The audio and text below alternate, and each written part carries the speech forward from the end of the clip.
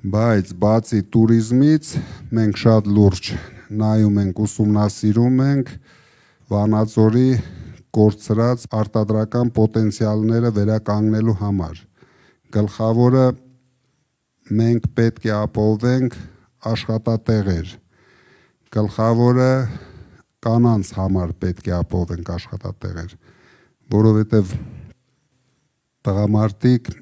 մի կերպ գլուխները կպահեն, աշխատանք գտնեն, լավ աշխատանք, վատ աշխատանք, լավ վարձատրվող, վատ վարձատրվող, բայց կանանց համար դա դուք էլ գիտեք լուրջ պրոբլեմ է, այդ խնդիրը Տաշիրում մենք ամբողջությամբ լուծել ենք, Վանաձորում էլ պետք է մեծացնենք, ուժեղացնենք, բայց գլխավորը մենք ունենք ձեզ հետ շատ լավ զարգացման պոտենցիալ, քանի որ շատ մոտ ենք կանգնած թե Վրաստանին, թե Ռուսաստանի ճանապարհին, այսինքն մեր շրջանները ինչ արտադրեն, ավելի արագ կհասցնենք տեղ, քան ասենք